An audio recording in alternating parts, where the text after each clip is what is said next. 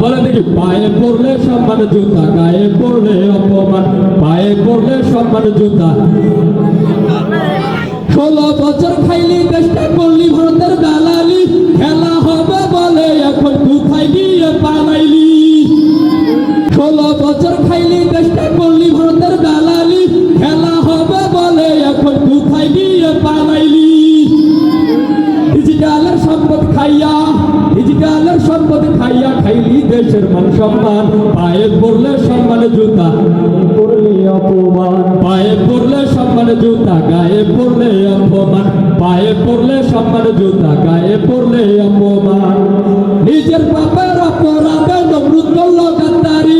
মাথা ব্যথা নিরাময় খাইল রে জুতার বাড়ি, খাইল রে জুতার বাড়ি। সে তো হইল আল্লাহর সাথে, সে তো হইল আল্লাহর সাথে বেয়াদবির পরিণাম। পায়ে পড়লে সম্মান জুতা, গায়ে পড়লে অপমান। পায়ে পড়লে সম্মান জুতা, গায়ে পড়লে অপমান। এখন কিছু সত্য কথা তুলে ধরবো, যদি ঠিক হয় আপনারা ঠিক বলতে পারবেন তো? কে কে বলতে পারবেন ঠিক? থেকে হাত উঁচু করেন তো, এই হাত উঁচু করে রাখেন। যদি আমার কথাগুলো ঠিক হয় তাহলে আপনারা ঠিক বলবেন, ঠিক আছে? 9 সালে সিনা হত্যা তোমরা যারা করেছো, 13 সালে শাপলা চত্বর রক্তে রঙিন করেছো। অগণিত আলেম ওলামা হত্যা তোমরা করেছো।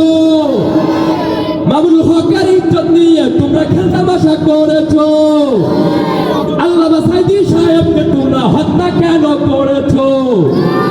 24 সালে ছাত্রদেরকে রাজাকার তোমরা বলেছো।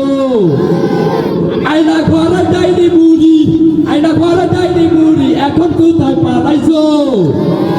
সাইকেল চর্মনায়ের গায়ে হাত তোমরা তুলেছো।